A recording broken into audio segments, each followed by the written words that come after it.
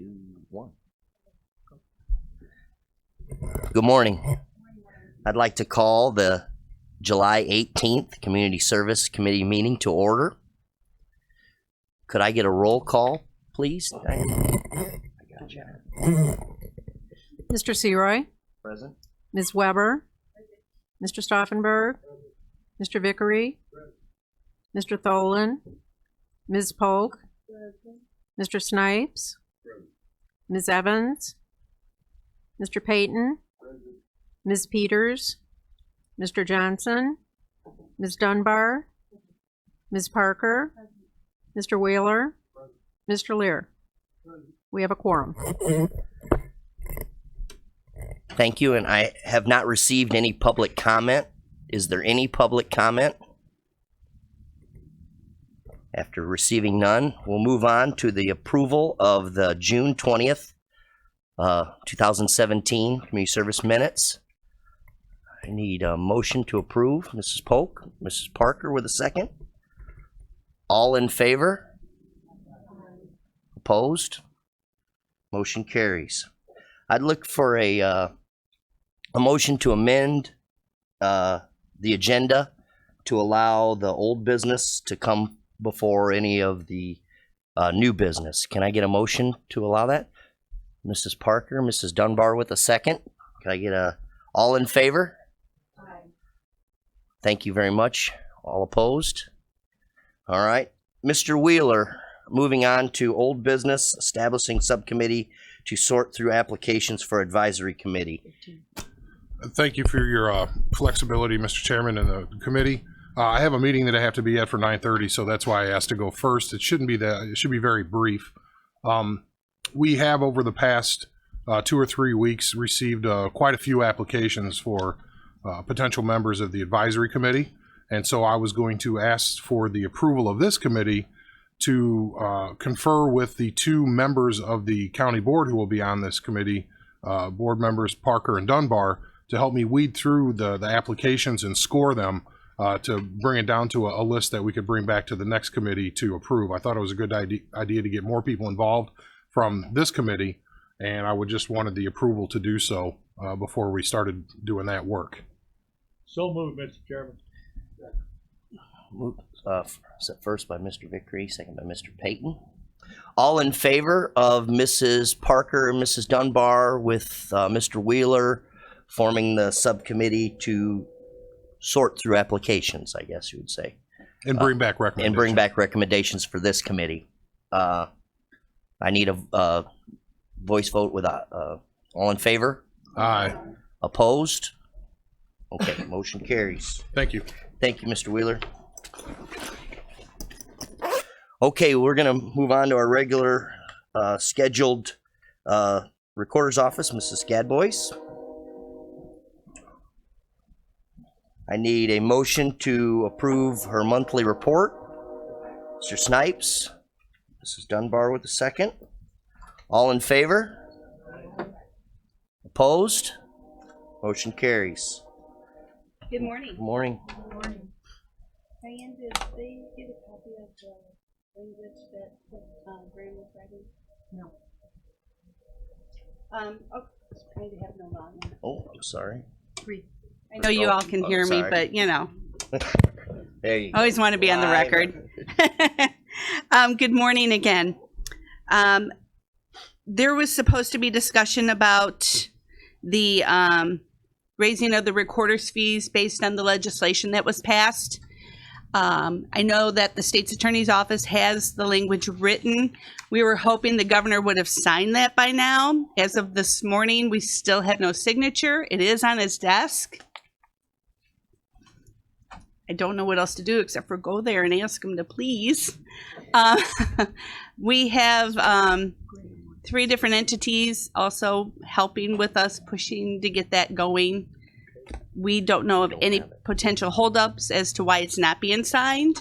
So just for your information, but that language will be coming so that you all will have an opportunity to review it. It does have to be on public notice for 4 weeks before it can be enacted. Well, so this is what Graham wanted us to do today. What is this? You wanted us to go ahead and do a motion. Oh, okay. I think we're gonna. I need a motion to approve the pending increase of the recorder's fees if and when signed by the governor. Mr. Payton, Mrs. Dunbar, all in favor? Oh, we have to have we're spending money. Yeah. Okay. All in favor? All opposed? Because then once it's signed, it'll go to full county board Yeah, for now your we'll go to- review and approval so that we can do the proper. We can get the ball Thanks. rolling. Make sense? Thank you. Okay.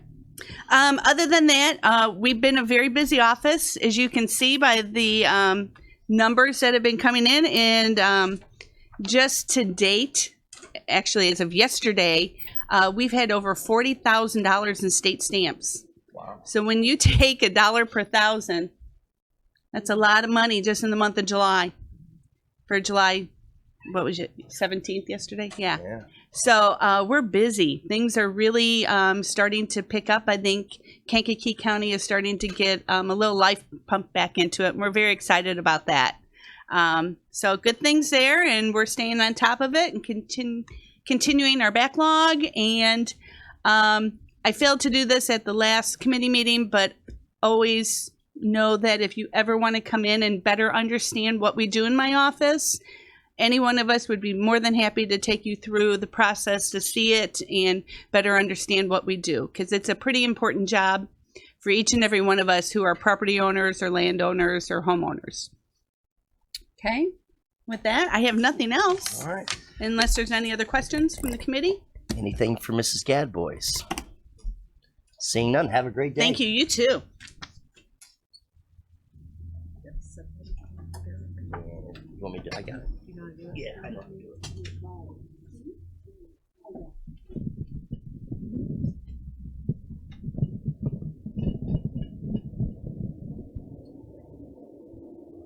What side was it? Okay. Is it?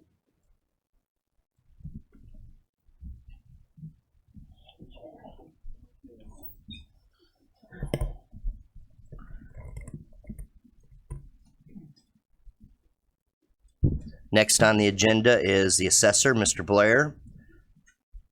I need a motion to approve his monthly report. Mr. Stauffenberg and Mrs. Polk with a second. All in favor? Opposed? Good morning, Eric. Morning, folks. How are you this morning? Good. How are you? Good. I just have a few things to go over with you this morning. Some of these things have been lingering for a couple of months because I know... Can't hear me? Okay. I have a few things to go over with you this morning. Some of these have been pending for a couple of months because I don't believe we had a May meeting, and then I wasn't able to be here last month in June, so kind of bear with me for a moment here. Just wanted to update the committee that we did reconcile our 2016 sales ratio study with the Department of Revenue. And along with that, I was able to finalize the percentage change required for each jurisdiction, and I believe that is in your packet. So if you would just to give you an idea of what's going on with assessment values going either increasing or decreasing, you'll note in the percentage change column all the way on the right hand side of that grid, most townships or jurisdictions are going to see an increase of a couple percent or so for the non-farm weighted values, and the county as a whole looks to go up 2.11% this year through equalization when I get to that point. So I just kind of wanted to let the committee know that as far as assessments are concerned, I think the market seems to be strengthening, and that kind of piggybacks off of what Lori just said with her intake of fees from the recorder's office. So I think the market is trending a little bit upward. It's a good sign for the community. If you have any questions on that, I'll go ahead. I don't know if anybody has any questions on that at the moment. Okay. Also, in the last couple of months, I did receive the the updated productivity index values per acre for farmland, and I did schedule a farmland assessment review committee meeting here in this building tomorrow afternoon. So I'll be going over that with the farmland assessment review committee. And with that, What time tomorrow afternoon? tomorrow it's 1:30 on the second floor, just adjacent to the recorder's office. Okay, 1:30, second floor. And that's really a fairly routine meeting that we go through each year to approve the use of the already certified PI values given to us by the Department of Revenue. But as part of that meeting, because there is some concern with farmland owners throughout the community and really throughout the state, we're going to have some discussion on solar energy as well. I've been working at the state level on solar energy valuation and all of the things that are a concern. And that was going to be a part of my talk this morning too. I'm going to be headed next week to Bloomington to talk with a group of supervisors of assessments as well as a renewable energy expert at the Illinois State University so that we can better understand the projects coming in potentially in 2018 and beyond with solar energy utility grade projects. So that's something that I'll be working on continuously here as things go, and I'll keep you updated as things change. I also wanted to let you know things that are then pending. I'm still collecting assessment change data from the townships. I have some of it. I'm working on getting the rest of it so that we can get into the supervisor of assessments level and I can put in the wind energy values for the year and things like that. But I expect that to wrap up here in the next 2 to 3 weeks, and I'd have all of the numbers from the townships. And then I can go ahead and equalize and we can get ready to publish. So we look like we're basically on the same course as we were the last couple of years. And I look forward to keeping that timeline very tight, just as I have the last couple of years.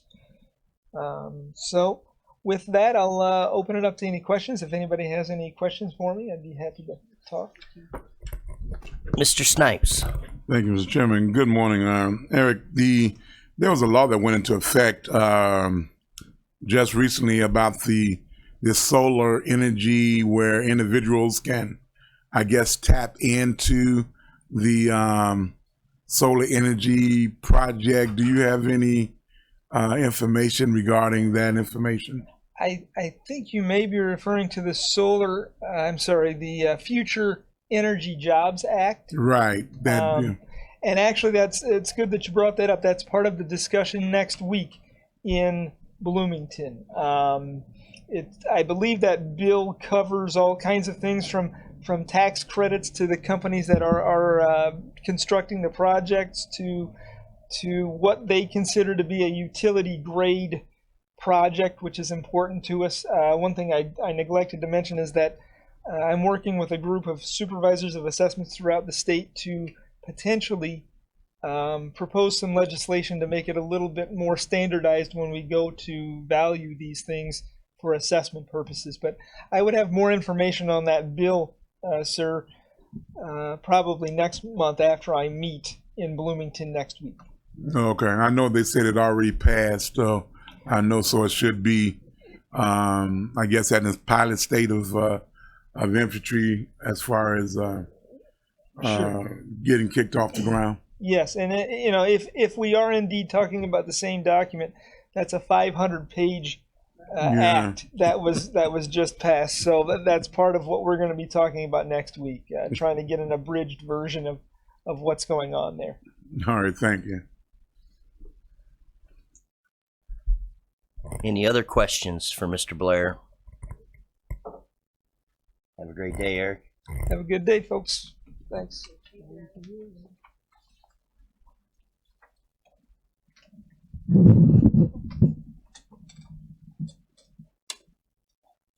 Now I have 3 on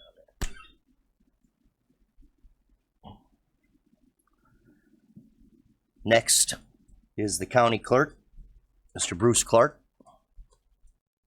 I need a motion to approve his monthly report. Mrs. Dunbar, Mr. Vickery, second. All in favor? Opposed? So moved.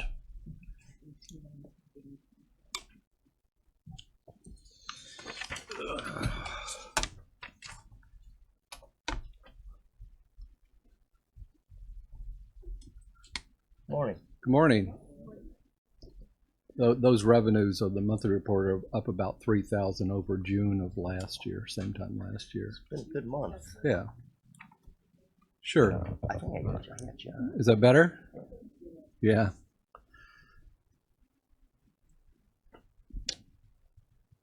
So we're having a pretty good June? Yeah, and we've assembled a report that Dan passed out, a comprehensive financial and services report. You know, over the course of many many meetings over this, when you've been on committee, and even over the past years, I've presented and discussed the various office functions that we do, talked about some of the budgets, talked about some of the issues in bits and pieces in the county clerk's office as they relate to the, you know, particular meeting that that was being held. Well, you know, we could write volumes on some of the things that we've talked about. But what we have assembled is some information that we've put together, those functions that maybe will help you better understand and track some of the responsibilities of the office. And we put this all together in one concise report. I want to recognize Ryan Grasso in the back. Ryan, if you could stand up. Ryan's an intern. He's a junior. Yeah. I've interned this summer and last summer, so I'm not getting any insight on policy or how government works. And I'm clerk is essential when it comes to elections. So that's what... Yeah, and Ryan's been a great addition this summer. So Dan Hendrickson was the source of much of this material and is a wealth of information in terms of some of the stats that we pointed out. I'm not going to go through everything. I'll let you digest it, and maybe next month we'll come back and have a test or something. But I would just like to point out a couple of things. On page 4 and 5, it kind of shows the county clerk's history of revenue over expenditures. What's nice about this report is it gives you a 10-year perspective on you know, some of the functions, some of the volume, some of the dollars spent, so you can use for comparison purposes. So 4 and 5 gives budget and revenue figures. I'll be slow. We've also, Ryan generated some statistics nationwide, and you can see how we compare here in Kankakee County to stats nationwide, in Illinois and nationwide, I think.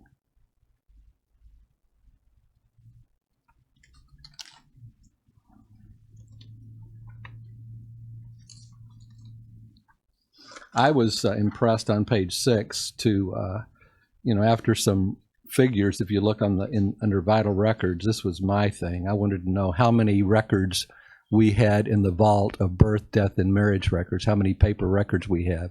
And I want you to know we have 403,401 records in that office. Plus now they're all paperless, so you know we're over 20-some thousand records electronically. So we don't want to lose any birth or death or marriage records. So.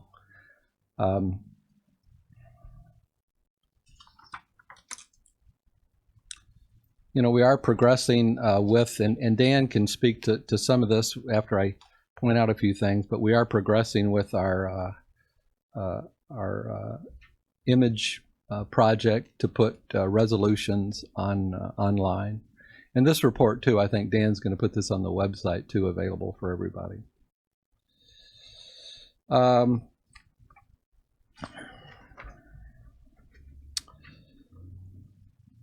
We are on page 15. You know, we talk about some of our training programs that we're really wanted to, you know, make people aware of. We had a program, and we will continue to that program this fall, where we work with schools and partner with the schools to have an election program where students in the middle grade schools can vote on election equipment and see democracy in action based on some of the issues in their schools. I think on page 18 we see the rise. You can see the rise in the number of early voting or ballots cast. The big increase in terms of more and more people are turning to voting prior to election day. Page 19 shows our election budget.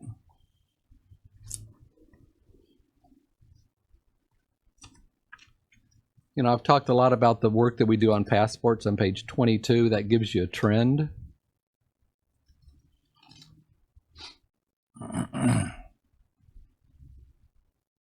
And discusses in a historical perspective, what the office does in passports.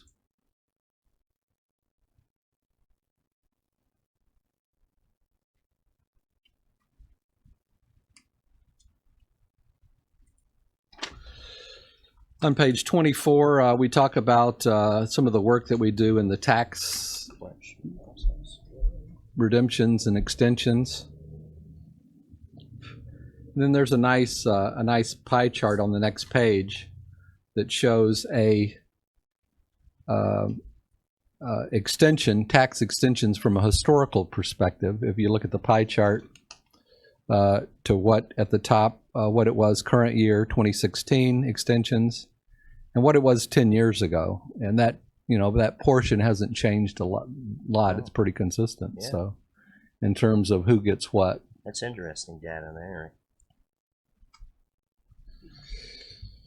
And then the last page backs up some of the actual figures with the percentages, so it's a little bit better to understand in terms of the volume that we do. So I'm pleased to present you this report, and for information for your purposes, it kind of puts together in a concise fashion what we do, what it costs, the volume that we do, and hopefully that'll be a little more information for you.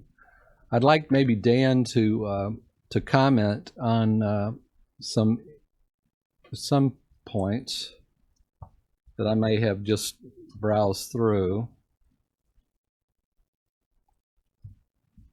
Well, I believe that you touched on all the talking points that I was going to mention. Certainly, I think one of the things that should be a point for all of us to look at is the amount of increase in early voting. That's going to be a trend that is not going to subside.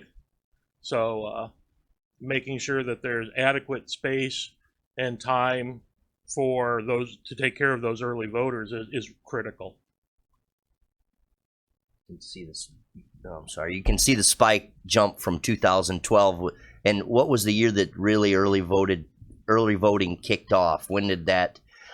Probably the 2008 would have been the first year they big election. Okay. Yeah. I think if you look on the data there, we've got data going back further, but it used to be that you had to have a reason to vote absentee. Yeah. And when that went away, things started to exponentially increase. Yeah, I see the spike in that. Right. Very good data, Dan. Thank you, and Bruce, thank you for this. It'll be a very good tool for this committee to look at. I know we're going to have to memorize at least 10 things off the page number 2 to get back into this committee next meeting. There'll be essay questions. There's a lot of things your office does. Yeah, I think Dan had just dropped me a note that he's going to meet with schools later this week. On Thursday, we'll be meeting with Dr. Murphy, and we'll be going over the preliminary steps for the school election project. Really critical. It's one of those things that you do for our 7th and 8th graders throughout the county to get them in.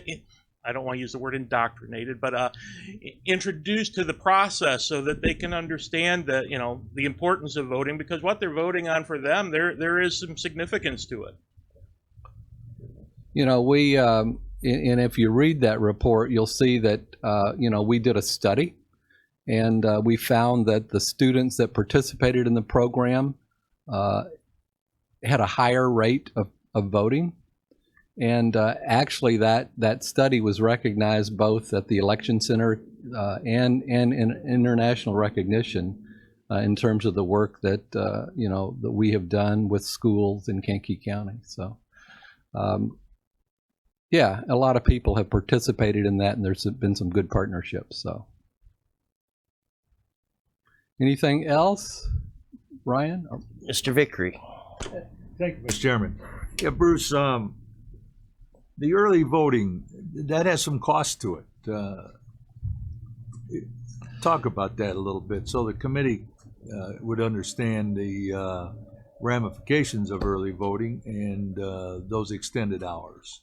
Well, the as you know, in 2016, we had mandates to provide not only for same-day registration, but extended hours for early voting, where the 8 days before the election, I think we were open a total of 91 hours. We have to go until 7 p.m. The week before. We have to do Saturday hours, 14 hours over the weekend, and Sunday hours.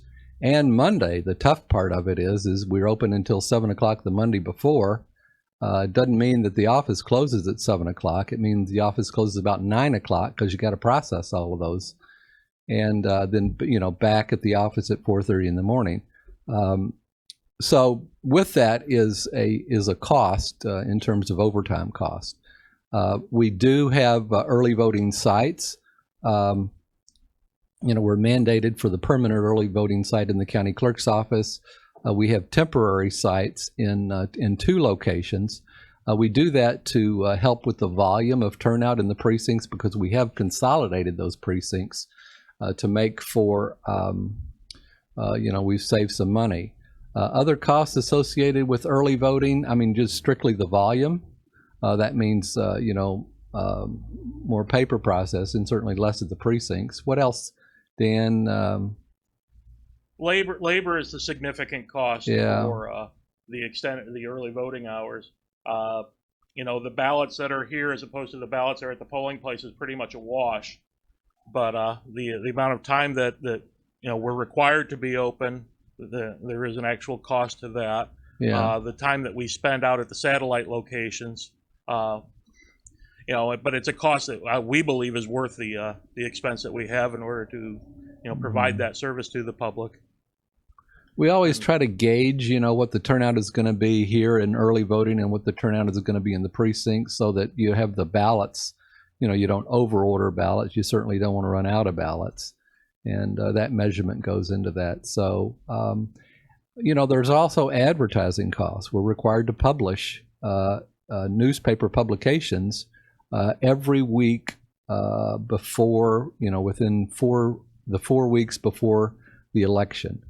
So publication costs are pretty significant in terms of advertising that we are open for early voting.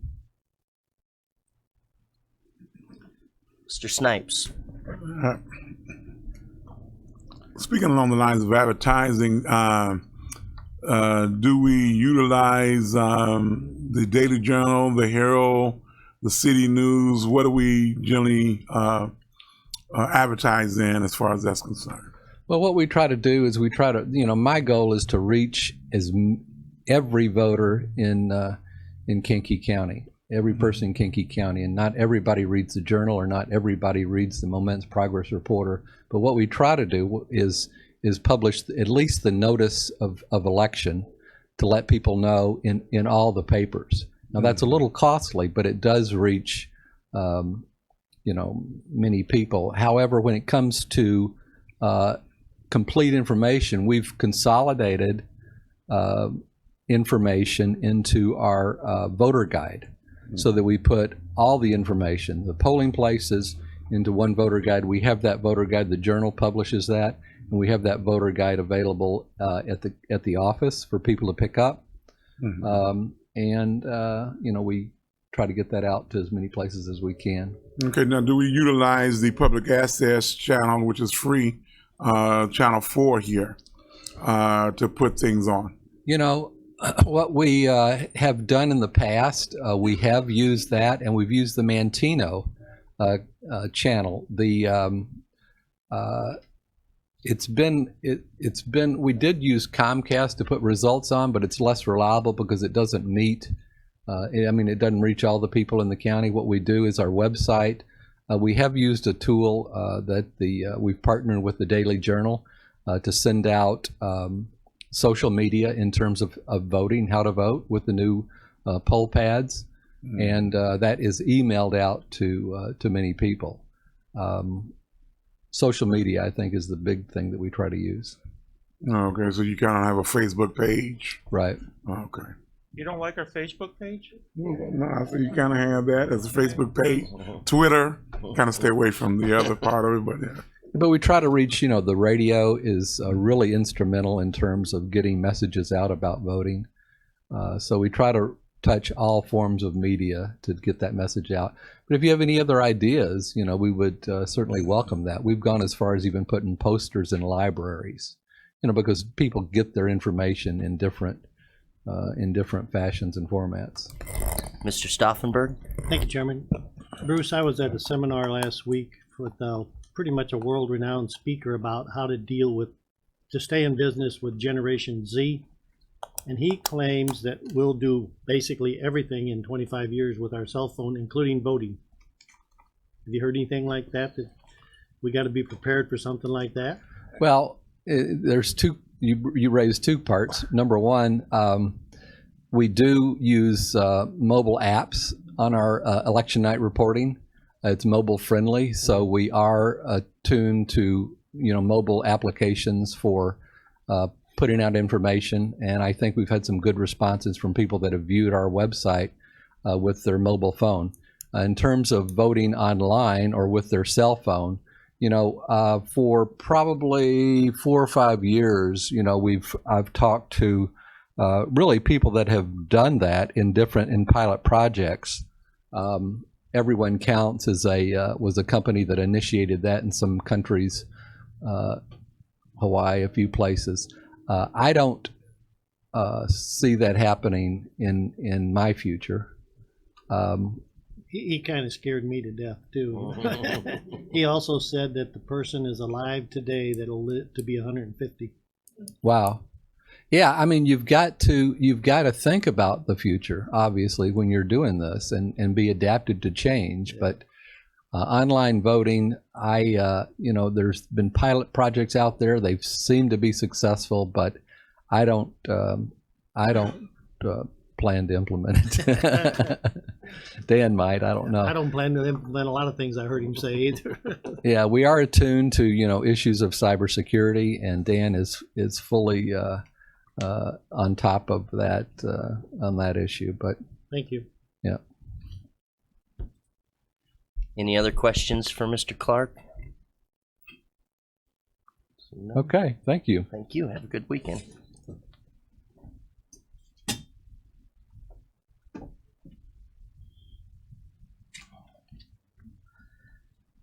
Next up is Animal Control, Mrs. Julie Boudreau. I need a motion to accept her monthly report. Mrs. Polk, Mrs. Parker, the second. All in favor? All opposed? Motion carries.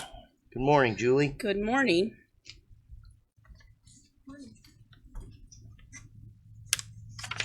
Here is my signed report. First of all, I do want to let you know that I'm going to ask to table one of the agenda items on the new software. I have a couple IT questions or bugs to work out. So I want to make sure that that's all okay before I go ahead and present it to the committee. So hopefully I can bring it back next month. You don't have an IT guy over at the channel? Well, ours just has to have time to research it and make sure. Yeah. So I'm excited about it, and I hope that we can do it. It will certainly bring in an opportunity for the community to be more engaged in online with our software and with our website. So I'm excited. I hope I can bring it back next month. But are there any questions on the report for me today? Mr. Lear. I'm very pleased to see that the monthly report shows a significant increase in income. On the other hand, looks like the number of bites are up significantly, both year to date and in the month of June. The bites are up significantly. We've seen, I think I've reported for the last couple months that we've seen a lot of dog on dog aggression, which then, you've got people intervening to try to stop it, which can sometimes result into a bite. But our bats have we've been dealing with bats. Usually August and September are heavy bat months, but we've been seeing them for the last few months. And I can tell you since June 28th, we've had 3 positive bats in Kankakee County for rabies. 2 dogs have been put on a 6-month quarantine. They had to be boosted immediately. 1 dog had lapsed by only a few days, but had only had 1 rabies vaccine. I called down to speak with Dr. Austin at IDPH. They referred me to the head vet at the Department of Ag, spoke with Dr. Ernst a couple of times, even tried to plead the case a little bit for the dog that had only been out of, expired by a few days, but he said no. Luckily, they're able to do that at home. Otherwise, they would, the worst case scenario, which is the preferred, is to put the animal down. These are loved animals. These are family members. But it just, it's that reminder there that you've got to keep your pets vaccinated. Rabies is out there. I think I reported that last month. While we're only seeing bat rabies, we are in a center spot where, coming from the north and up from the south and over from the east, we've got both raccoon and skunk rabies coming our way. So I have spoke with the health department to see if they wanted to do a press release on that. I think they indicated they would. Usually I leave that in the health department's hands. If they want my assistance, then I'm certainly there for that.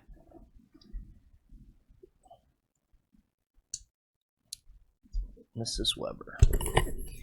Thank you. Hi. I wonder where your village revenue is coming from. It looks like a nice amount of $3,000. Most of that is coming from the city of Kankakee. And what animal type are you helping with there? We're responding to calls as they come in, loose dogs, welfare checks. Really? When you get your extreme temperatures, either hot or cold, it's going to bring a need for us to get out there and intervene on why people aren't doing the right thing. But a lot of times it's dogs running at large. Pit bulls, by no guess, are the #1 dog in the shelter, probably nationwide. Probably a decade or so ago, everything was a lab or lab mix.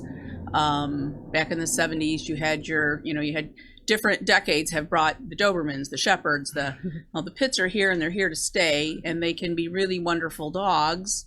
But any dog, if it's overbred and overpopulated and poorly bred, becomes sometimes a nuisance or not the nicest dog in the neighborhood. And it doesn't matter. I mean, Chihuahuas right now are the same way. California is overrun with Chihuahuas. And we see so many Chihuahuas where 17 years ago, we hardly seen little dogs at all.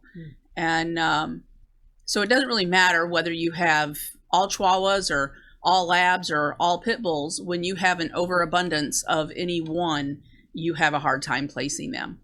So that's I just was wondering, is that the procedure working well or better, at least, where if there's a problem, the city is contacted, which contacts you? Is that not the appropriate way to do it? Yes.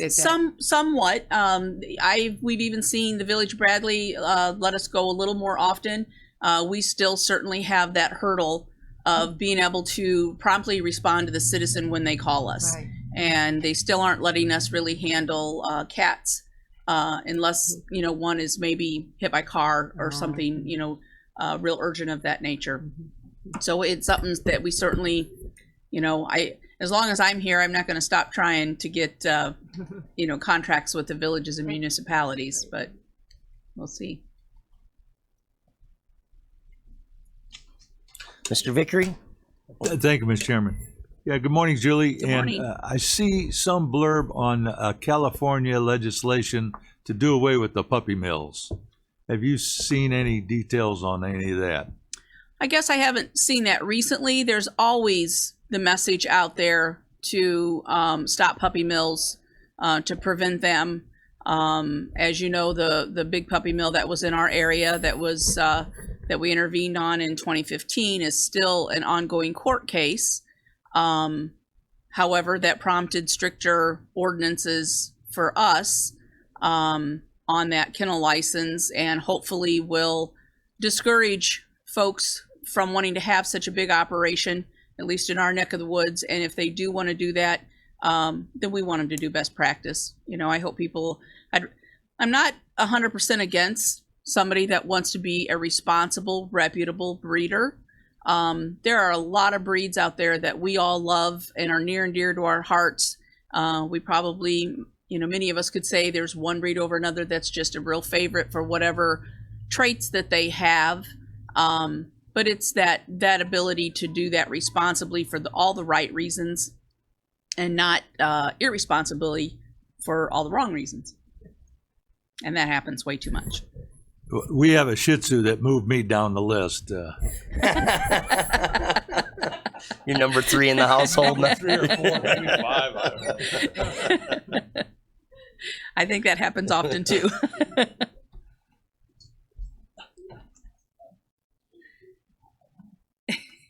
Any other questions on the report? I just wanted to make one notation that while our the numbers that animals that we've handled, they're up for the month and up for the year. Our euthanasia rate stays about the same. And again, we're not euthanizing happy, healthy animals that can be put up for adoption or transferred to other organizations. Our euthanasia numbers come from animals that are surrendered to us, requested by an owner to provide that service. If that animal is old and sick or injured, or whatever reason that they want that. And yes, there are times if they come in, if we feel that maybe we can intervene, we'll ask them that. But ultimately, it is still their decision, and I have to respect that. I certainly can say that doesn't happen. Very, very rarely would somebody come in and want us to put a healthy, young, adoptable animal down. And the bats again are up, but really the numbers that drive our euthanasia are rabies observation animals involved in bites that people have decided they don't want to take that liability anymore. Severely sick or injured animals, animals that pose a threat to put back out into the community with aggression and the resources that we certainly don't have and don't want to take on that liability of putting that animal back out there and having it hurt someone. There's too many really, really good animals out there that we can work hard to try to find homes for. Anything else on the report? Okay. I wanted to just brief you, and I apologize that I didn't do this last month. I think we were pretty busy with the advisory committee, and this was just an oversight, but I do apologize. I had a part-time kennel tech that is really part-time, like just a weekend and holidays. They have decided to move on from the community college down to Carbondale, and I wish her all the luck. So we're at our busiest time of year. I did speak with Lynn up in HR and Chairman Wheeler, and they said, yes, go ahead and fill the position because it was already an established position and it would have put a hardship on the department and caused overtime of employees at a higher rate. So I did fill that position with another part-time individual, and I wanted to make the committee aware of that. So we were happy to find somebody so quickly. And then the last item I have, I think you have a copy of the letter. As I understand it, and I think this is a little bit different than the way I approach legislation in the past. I used to just kind of come and advise you, but I have been advised by the chairman. I've asked him a couple times, and he has said, no, you must bring legislation to the committee. It must go to the board.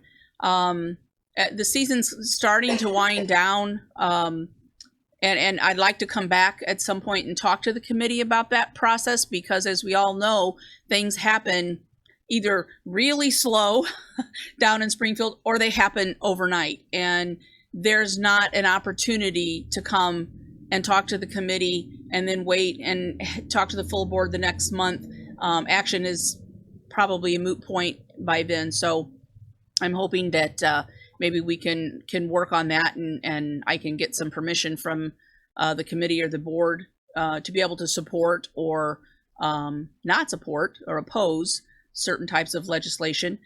This is one piece of legislation that I hope we can support, and it has passed both the House and the Senate. It amends or creates language that says if an animal has been seized or forfeited under the Humane Care for Animals Act, in other words, for somebody that hasn't provided owner's duties or cruel treatment, or that they do not get to get their animal back. I mean, yes, it seems to make sense. Well, you just forfeited it, or it was seized by court order. However, sadly, and one of my colleagues, actually down in Springfield, it happened twice, and I believe it was the same animal. And sometimes one incident can spur legislation, that will act. And this individual, the animal was taken away from him. Some family member, somebody came in, adopted the animal, gave it back to him.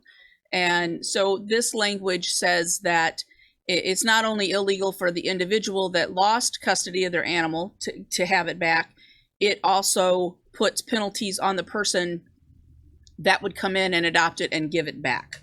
So, I think when these folks can't be responsible for a pet, and it's been shown that through the Humane Care for Animals Act, and it's gone through the proper process, they don't deserve, that animal doesn't deserve to go back through that situation. I recognize that animal probably does love that person.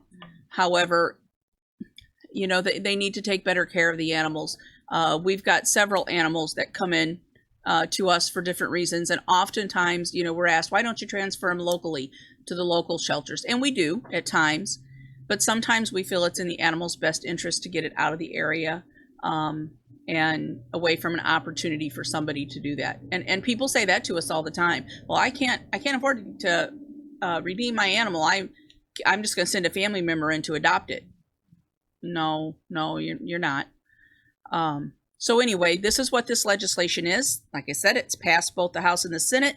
We're hoping that it will be sent on to the governor and that the governor will sign this. So I'm asking the committee for the support or permission to send this letter on behalf of the county of Kankakee. And I'm not sure if this, from what I understand, this may need to go to the full board. And I think that gives us an ounce of time, because I think he has until the end of August to act on this. I think it has to be sent to him within 30 days, and then he has so much time to sign it. I'm still very much learning all the legislative processes. Mr. Snipes. Is there a law or a statute or an ordinance in place that limits a elected official to advocate on behalf of their cause to the state? Is there any such rule in place that would prohibit it? And the reason I ask that is because I don't want just, I mean, I can see in cases where if an individual was irresponsible and it would bring the county into disrepute or make us liable for something, but in issues that are just advocacy or lobbying on Promotion behalf, of- right, yes. of your agency, is there anything that would prohibit us in legally from making it happen? I think we could head nod this and move it on to the full board, but I don't think we need a motion because it's state law that we're going to support.